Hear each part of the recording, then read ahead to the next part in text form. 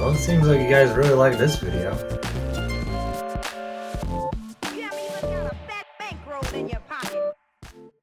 Hey, so it's been a little bit since I've actually built the computer. I think it was almost a year ago when I actually completed the build, and I even used the computer that I built to make the video. So yeah, it's been a little bit, almost a year. I think I started in maybe December of last year, and it's almost December now. So, but anyways, I thought it was a really good idea just to give you a quick desk tour and see the improvements and accessories that I made since then. So why don't we start that now? So starting off with the microphone as well as the control panel, I have a pretty generic mic as well as the pop filter, and along with it, it goes with the control panel. It's pretty simple, really good for streaming. You can handle all the stuff for your voice and audio, lows, mids, highs, records. It's even got a little soundboard and some effects that you can put on your voice. Really simple. This one's called the Monocaster AM200, a gift from my father. I really like it. It's probably my, again, oldest piece of equipment, but it works and it serves its purpose really well. So thanks, Dad. But moving on, we have some also generic speakers. They light up, they're from Amazon. I'll be posting all of these parts in the description, as well as if I need to put on screen. But yeah, they light up, and surprisingly, they're very loud, so I actually do like them quite a bit. But yeah, you just control it with the knob right there, and it works perfectly fine. You can also change the colors, like right there. But most of the time, I just keep it rainbow. Anyways, but yeah, pretty loud. I like them, does its job.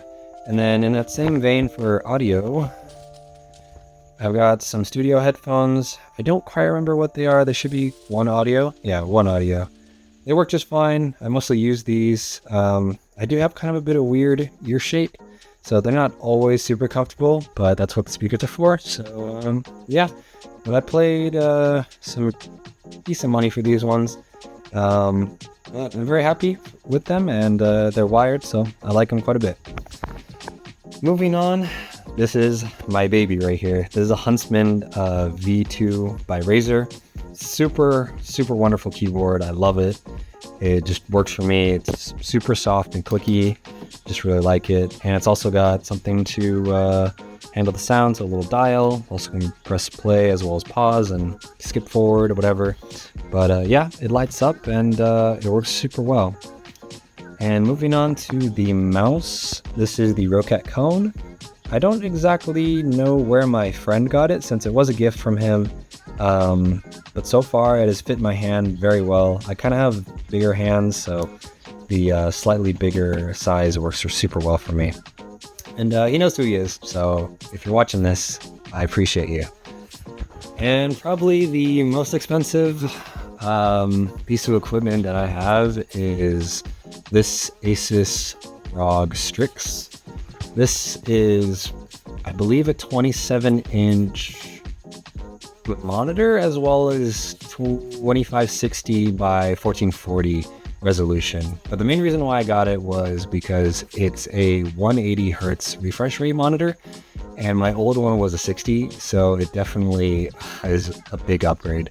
But just like my old monitor, it also is curved, and you can put it up and down, so it's really nice. If I ever want to switch to like a standing desk or something, it works perfectly fine. But yeah, you can move it any way, which way you want, and it works perfectly for me. Really nice, and it kind of does help me sit up straight, so I really like it. But moving on, we have the classic streamer Logitech camera. This works perfectly fine. I think it's HD60 is what it's called. But yeah, I mean, it's perfect, and it works well for me. I'm pretty sure it does have a microphone, but I mean, if you're like a streamer or anything, you already know that we don't really use it. But regardless, it works perfectly fine.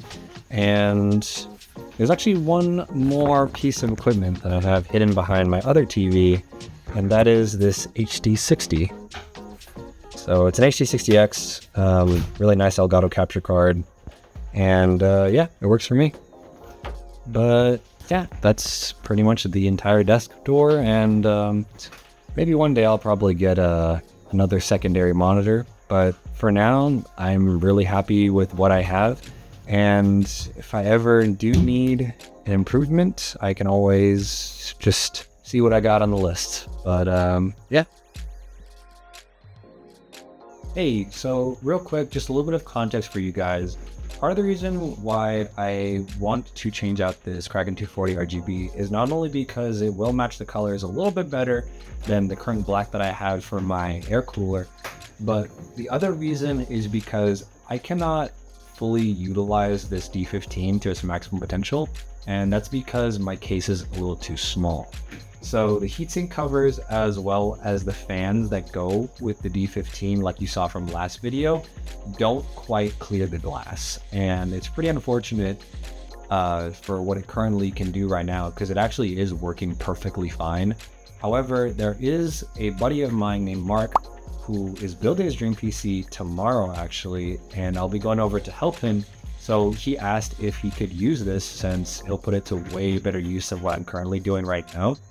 So that'll be one of the reasons. And the other reason is because I've had this thing for so long, almost as long as when I first built the computer.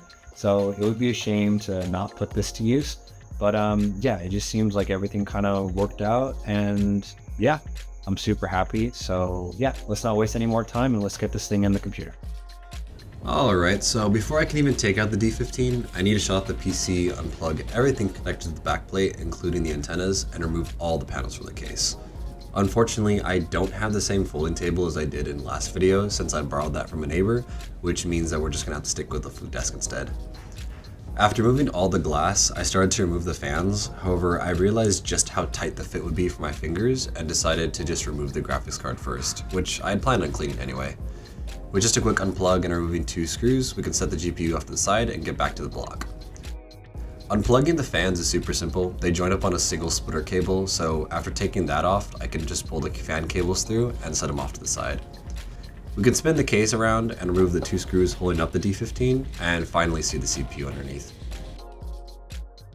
Along with the actual unit, we'll be taking off the adapter brackets and stands so that we can fit the new ones for the AIO later. The new AIO water block comes pre-installed with its thermal paste layer, so I spent some time cleaning off the old one from both the heatsink and the CPU.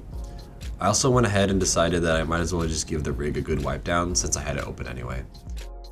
This of course includes the fans, which unfortunately I didn't have any compressed air for, so instead I went through the painstaking process of cleaning every fan blade by hand.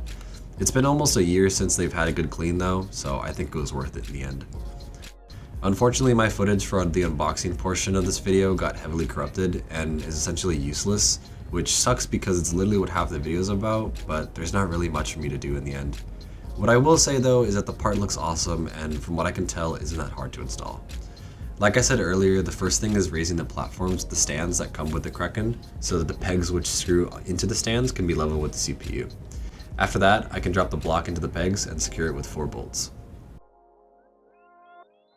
Now that that's done, we can move on to mounting the radiator and fans to the top of the case. I went with direct mounting since it'll push more air and dust through the radiator and suck more heat out of the case. I'm also planning on getting some more 120mm fans for both the bottom and rear panels, but that'll be an upgrade for another time. For now, I'll be sticking with just the 3 pre-installed fans, which hopefully will provide enough intake. Now that the radiator is secured to the top of the case, I can focus on adjusting the various cables and attaching the RGB controller to the fans. I also read your comments from last video notifying me that my power supply is facing the wrong way, which is something I actually didn't even realize until you guys commented about it, so thanks for that. I also unplugged everything so I could flip it over and re-tighten it the correct way, and then follow up with connecting the RGB controller. It uses SATA power and was super easy to connect since the water block cables, fan controls, and RGB wires are all one cable that's split off from one another. And one thing that's pretty cool to note about the RGB controller is that there are actually 3 fan slots just in case you get the bigger version of this AIO, the KRAKEN 360, which honestly I wish I had known about before discovering the 240, but it is what it is. All I gotta say is that I'm so happy I got this case because the wires management is not pretty, and now that the RGB controller is here, it is even worse. Speaking of more cables, we'll finally wrap up the last part of putting back our graphics card. We got a quick wipe down so that it shines, along with the glass so that it sparkles, and now we're ready to plug everything back in. I gotta say, once I turned it on, the part really made a huge difference in the aesthetic of the build. The square screen does look a little odd, but overall I think it matches extremely well with the case and RAM sticks. I took a little bit of time to set up the software for it and added a few funny images to the screen. I also took a look at some of the settings and customs they had, and found some presets that worked for me. Once again, I'm really happy with the KRAKEN 240, and I'll be sure to include you guys in the next upgrade I decide to do. But until then, let me know what you guys want to see from me in the next video. See ya!